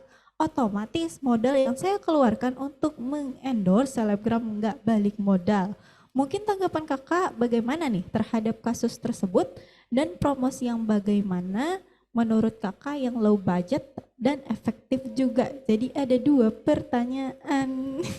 Silakan Kak Indra. Oke, yang pertama dulu ya. Yang pertama terkait dengan menggunakan selebgram. Sebenarnya terkait dengan menggunakan selebgram, saya sampaikan bahwa kita harus lihat dulu produk kita ini segmen pasarnya siapa tadi ya. Kalau misalkan ternyata follower selebgram ini banyak anak muda, terus kalian misalkan pasarkan barang-barang yang sesuai, mungkin saja peminatnya akan banyak dan akan banyak yang membeli seperti itu. Boleh tahu tidak produknya apa ya, Adek? Adek Aliana. Mbak Aliana tadi apa produknya kalau boleh tahu? Make up. Produk make up. Jadi produk make up ini adalah produk yang tidak semua orang gunakan. Tidak semua orang juga berani untuk bertukar-tukar merek. Nah, ada orang yang memang sudah merek edik kalau make up. Dia tidak akan berganti-ganti seperti itu. Jadi wajar kalau misalkan ternyata kurang yang kurang yang membeli. Mungkin saja followers dari si selebgram tadi lebih banyak cowok daripada cewek. Nah, positifnya sih di situ ya. Terus selanjutnya mungkin saja walaupun banyak cewek tetapi mereka bukan orang yang makeup edik tetapi skincare edik gitu ya. Artinya mereka tidak pernah menggunakan makeup. Seperti saya bukan orang yang makeup edik, saya lebih senang ke skincare. Jadi sebenarnya kalau misalkan teman-teman ingin melihat selebgram mana yang lebih cocok, itu sesuaikan lagi. Coba dipelajari juga gitu ya. Ini si selebgram ini siapa sih yang jadi followers dia? Misalkan kalau misal Rahel V-nya, misal gitu ya. Dia orang yang memang secara fashionable ya. Kalau kalian kirim produk kalian seperti pakaian, mungkin lebih menarik karena memang yang follow dia orang-orang fashionable dan itu akan berdampak secara khusus terhadap peningkatan penjualan kalian. Tetapi kalau misalkan siapa namanya itu yang selebgram dia sering sama papah dia yang agak Arab-Arab itu, kalian kirim daster ke dia terus dia coba. Nah, Fadil dikirimin daster, dia pakai dong gitu kan. Ya memang acak, tapi kan kita nggak tahu. Ya sudahlah, namanya dia juga followersnya udah ratusan ribu, wajar kalau misalkan ternyata ada feedbacknya. Tapi kan kalau endorse Fadil tidak murah. Nah, teman-teman juga harus pertimbangkan itu. Makeup yang dijual misalkan, oh iya, kalian beli harga 100.000, kalian harus jual 150.000, lalu kalian bayar si endorsement ini 2 juta, paling tidak berarti kalian harus mencari 20 orang yang membeli produk kalian untuk mengembalikan biaya endorse-nya saja. Nah, secara profit kalian akan tidak dapat profit sama sekali jadinya kan? Nah, coba itu semua diperhitungkan. Jangan ingin meng-upgrade branding, tetapi tidak sesuai dengan hitungan kita. Jadi, segala sesuatunya harus diperhitungkan. Kapan break even point-nya? Kapan bisa menutup daripada harga produksinya seperti itu. Jadi penjual, jadi pedagang itu tidak mudah sebenarnya ya kalau kita terlalu banyak analisa. Tapi jangan terlalu banyak analisa sampai nggak ada gerakan sama sekali. Karena biasanya, aduh, saya takut rugi. Ya udah duitnya kita pakai nonton Miracle aja gitu ya. Jadi nggak balik modal, nggak dapat untung juga gitu. paling enggak teman-teman harus memulailah gitu kan. Apapun konsekuensinya harus jadi petarung. Namanya pengusaha itu petarung. Berani untung dan konsekuensi rugi pun tidak menutup kemungkinan akan dihadapi gitu. Nah, pertanyaan keduanya tadi adalah bagaimana terhadap kasus tersebut dan promosi bagaimana sih menurut kakak yang efektif dan low budget. Kalau di Instagram itu ada namanya Instagram promosi, yang mana dia di situ bisa menjangkau berdasarkan umur dan location. Jadi kalian bisa membatasi umur berapa saja jadi segmen pasar kalian dan juga lokasi yang akan kalian jangkau daerah mana saja. Sekitar berapa mili gitu ya dari daerah kalian. Nah, Instagram promotion itu juga cukup cukup berdampak sih terhadap kenaikan followers dan juga yang menjadi misalkan segmen pasar kalian sekitar kalian saja itu juga lebih terlihat gitu. Kalau di Facebook juga ada namanya Facebook promotion gitu ya. Jadi melalui iklan-iklan seperti itu teman-teman. Jadi kadang kalau tidak salah biayanya 600.000 per minggu dan untuk beberapa wilayah saja gitu. Jadi dicoba saja sebenarnya. Banyak promosi-promosi lain yang bisa dilakukan. Kalau saya itu tipe orang yang menjual dengan berpikir bahwa semua orang is my opportunity. Jadi semua orang tuh peluang saya untuk mendapat keuntungan. Mau dia dosen saya, teman saya, keluarga saya, kerabat saya, intinya mereka semua adalah konsumen saya. Jadi kita harus berusaha untuk selalu posting, selalu promosi. Mau bagaimanapun produk kita selalu berusaha promosi. Dan lakukan itu by WhatsApp, by story, by Instagram, by Facebook, by TikTok, itu lakukan saja. Nah, karena saya adalah public relation di Universitas Balikpapan, saya itu tipe orang yang selalu mempromosikan Uniba pokoknya di mana-mana gitu. Jadi Uniba harus famous dulu. Tapi Uniba udah terkenal nih, gimana sih dibikin terkenal lagi? Ya lebih aktif lagi kegiatan-kegiatan mudanya gitu. Karena segmen pasar kita anak SMA, banyak kegiatan-kegiatan di SMA dan SMK seperti itu. Itu sih kalau untuk branding ya, terkait dengan bagaimana mempromosikan, membranding sesuatu. Karena itu saya lewati hampir 2 tahun ini, jadi kayak cukup fasih banget di mana sih tempat branding yang bagus dan di mana sih yang murah. Saya coba mencari itu terus seperti itu, karena produk yang saya branding kan adalah sebuah kampus gitu teman-teman. Jadi kita harus berupaya dulu mengetahui produk kita ini untuk siapa, bagaimana kualitas produk kita, dan apakah ini dapat berkompetisi dengan yang lain gitu. Begitu Mbak Rinta. Ada lagi? Iya, terima kasih banyak atas jawabannya Kak Indra. Bagaimana tadi Mbak Aliana? Apakah sudah puas atas jawaban dari Kak Indra? Alhamdulillah sudah sangat jelas. Terima kasih banyak, Kak. Oke. Terima kasih. Oke, kita lanjut ke pertanyaan berikutnya. Boleh, Kak? Boleh. Oke, Hujaimah dulu ya. Mbak Hujaimah dulu ya, Mas Salman ya. Oke, Assalamualaikum warahmatullahi wabarakatuh. Perkenalkan, nama saya Hujaimah dari manajemen ULM. Izin bertanya, Kak. Apa yang harus dilakukan pengusaha baru agar mampu bertahan dan tidak mengalami kebangkrutan? Dan jika usaha tersebut mengalami kebangkrutan, apa yang harus dilakukan agar dapat bangkit kembali karena masih ingin memulai tentunya? Sekian pertanyaan dari saya. Terima kasih. Oke, baik. Sebenarnya tadi ya, saya akan menyampaikan sedikit. Berdasarkan pengalaman pribadi, sebaiknya usaha yang kira-kira dia sudah mengalami goncangan seperti itu. Anggaplah ya, pendapatan kita per bulan sudah tidak bisa menutup biaya operasional kita per bulan. Nah, itu berarti sudah mengalami goncangan, artinya pergeseran finansial kita adalah finansial tabungan yang kita gunakan untuk survive di usaha itu.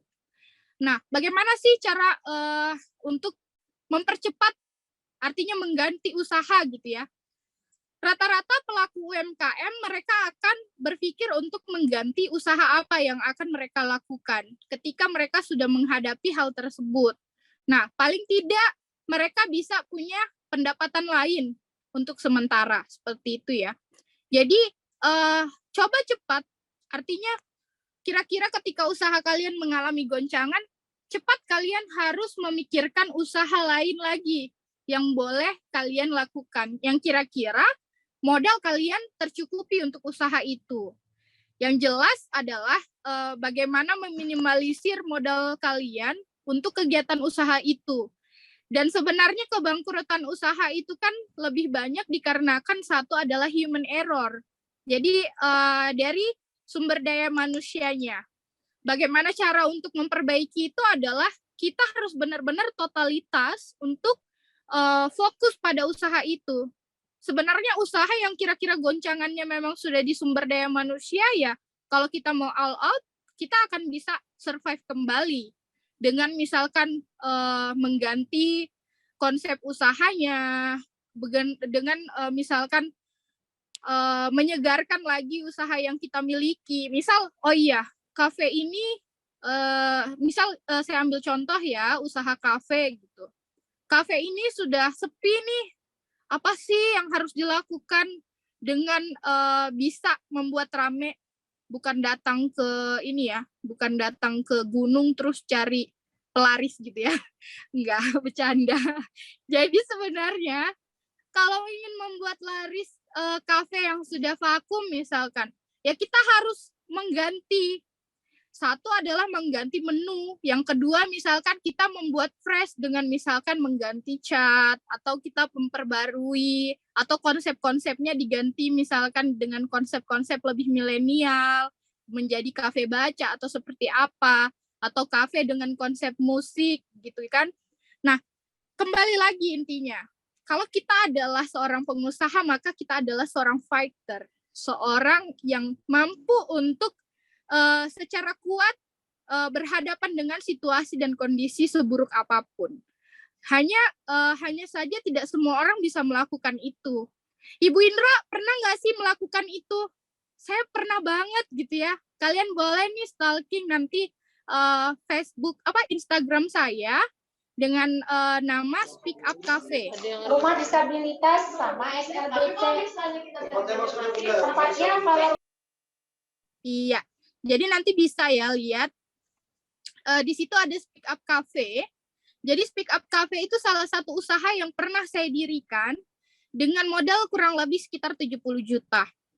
Nah, saya bertahan selama 1 tahun, tetapi di perjalanan juga saya tutup. Satu adalah karena saya tidak secara langsung turun tangan pada usaha saya. Yang kedua memang pada dasarnya ketika usaha tidak secara all out kita kontrol, maka akan ada kebocoran-kebocoran lain seperti itu. Sehingga sebenarnya ketika kita ingin usaha benar-benar, totalitas kita jangan dikendorkan seperti itu untuk membuat agar usaha kita tetap survive ya teman-teman. Jadi untuk bertahan tadi, itu tadi, kita harus punya atau segera mempercepat gitu, memikirkan usaha lain atau memberi penyegaran terhadap usaha yang sedang kita jalani. Oke, ini ada pertanyaan lagi Mbak Rinta. Iya, betul sekali. Ada 2 pertanyaan lagi ya, Kak Indra. Mbak Hujaimah tadi sudah terjawab pertanyaannya. Terima kasih atas jawabannya sebelumnya, Kak Indra. terima kasih atas jawabannya. Oke. Lanjut ke Mas Salman. Udah raise hand dari tadi. Silakan Mas Salman disampaikan pertanyaannya. Baik, terima kasih Kak. Sebelumnya perkenalkan nama Ulun Salman dari manajemen OLM. Mohon maaf sebelumnya apabila pertanyaan Ulun agak keluar sedikit dari topik. Biasanya kan kayak brand H&M, Pull&Bear, dan Champion itu ada yang dijual di bawah harga store aslinya. Dengan mereka embel-embel barang itu tidak lolos QC. Tapi barang tidak lolos QC itu stoknya banyak, bahkan sering di restock. Apakah itu brand H&M emang betul tidak lolos QC atau itu brand dari Indo tapi ditambah label H&M aja Soalnya menurut Ulun agak kurang logis sih, sekelas brand H&M, Pull and Bear atau Champion itu banyak barang yang tidak lolos QC-nya. Mungkin itu saja, Kak. Oke, baik. Sebenarnya saya pernah mendengar ya teman-teman membeli barang-barang itu, tetapi saya belum pernah mengalami langsung. Apakah itu ada apa istilahnya di rebrand gitu ya? Tetapi sebenarnya kalau saya karena memang saya kalau berbelanja H&M itu saya biasa lewat website, jadi bisa juga dilihat dari situ gitu kan. Kadang kita kalau untuk barang-barang merek tertentu kita bisa lihat mulai dari struknya, nanti mulai dari paper bag-nya. Jadi dilihat dari situ sih apakah itu original atau tidak. Karena kalau barang-barang seperti itu, even dia reject pun dia tetap dijual di counter biasanya, dan itu ditulis diskon malah ya kalau di counter seperti itu.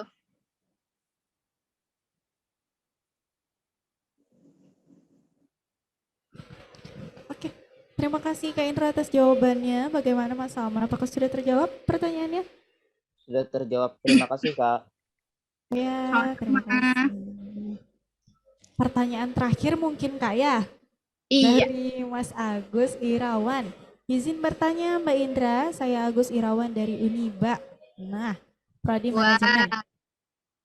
Oke. Saya ingin bertanya perihal satu brand HP yaitu Apple, iPhone. Karena saya dengar tadi Mbak Indra kan peminat iPhone ya. Kalau dipikir-pikir produknya mahal. Apa-apa serba beli di App Store-nya, tapi masih diminati.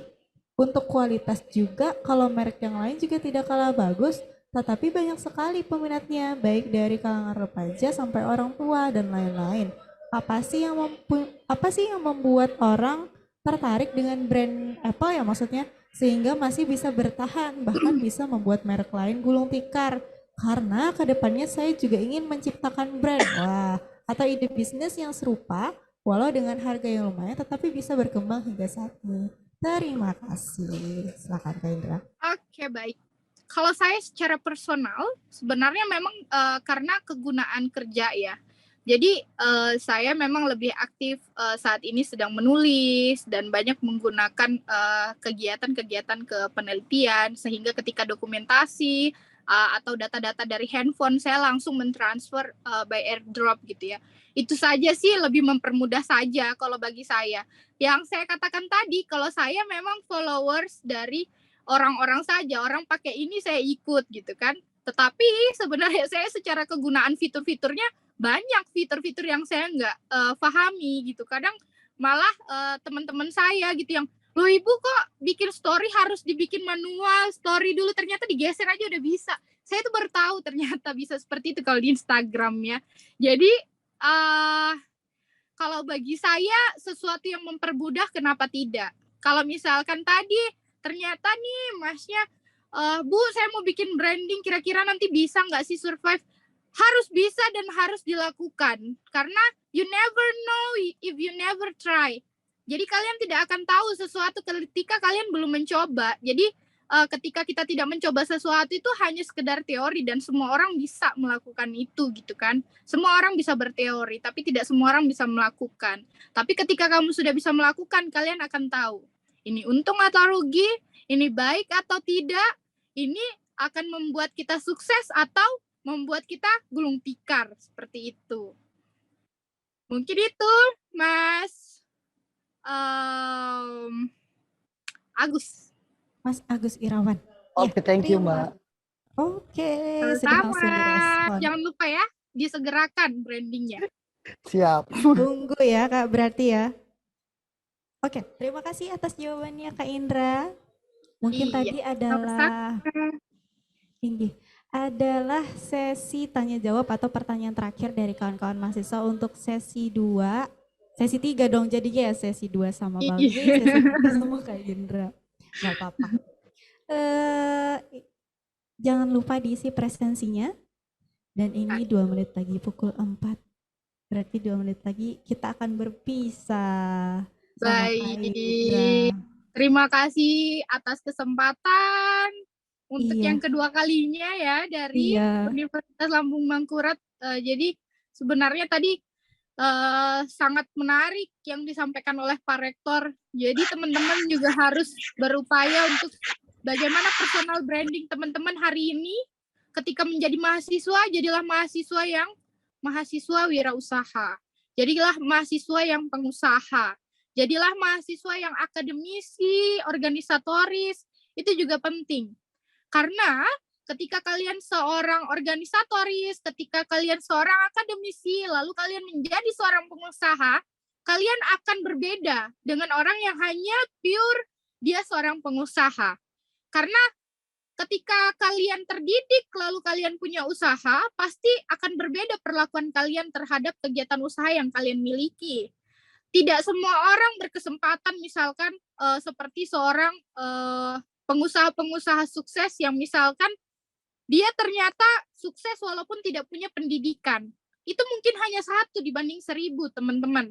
Hari ini kalian harus menjadi pengusaha yang terdidik, gitu kan. Jadi, kalian akan memberikan usaha-usaha yang memang qualified untuk menjadi sebuah usaha dan brand, baik nasional dan juga bisa menembus yang namanya internasional, pasar internasional, seperti itu. Oke, mungkin itu dari saya. Terlalu banyak sekali nih Bu Indra ceritanya ngalur ngidul. Apa Kak Indra? Justru saya tadi mau minta ini Kak, quotes terakhir aja yang paling membekas, paling mengena gitu selama Kak Indra menjadi pengusaha atau berada di bidang ini sekian tahun misal. Nah yang paling mengena quotesnya kira-kira apa nih? Siapa tahu bagi kawan-kawan mahasiswa ini bisa dijadikan motivasi gitu loh. Dari Kak Indra nih gitu. Dari Kak Indra ya, jadi gini. Kak Indra adalah anak tapal batas yang hidup dan besar merantau. Dan Kak Indra tidak serta-merta langsung bisa nih S3 seperti sekarang. Quotes yang penting mungkin bisa menjadi advice buat orang yang menjadi pemimpi, buat orang yang ingin menjadi seorang pemimpin. Hidup itu pilihan. Menjadi orang sukses itu pilihan. Dan juga menjadi orang miskin itu bukan sebuah takdir. Kalian harus memilih untuk menjadi orang sukses. Dan untuk menjadi orang sukses, jadilah orang yang jujur. Itu aja. Oke, terima kasih. Langsung ngena nggak ini quotes-nya kawan-kawan?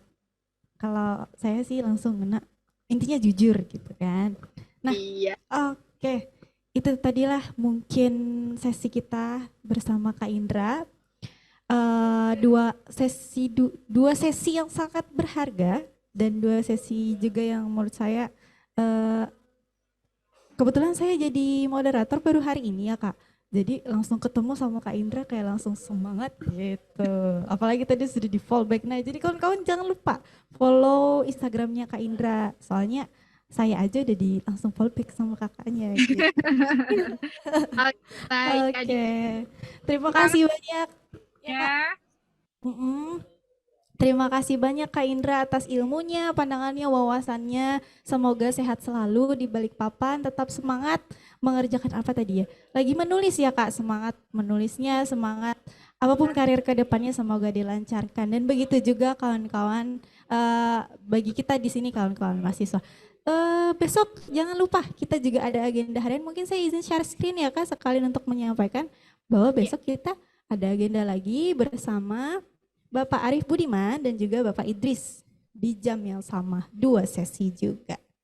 Nanti mungkin ini akan di-share juga ya oleh panitia ke grup. Terima kasih banyak Kak Indra. Terima kasih. Izin live teman-teman. Iya, Assalamualaikum warahmatullahi wabarakatuh.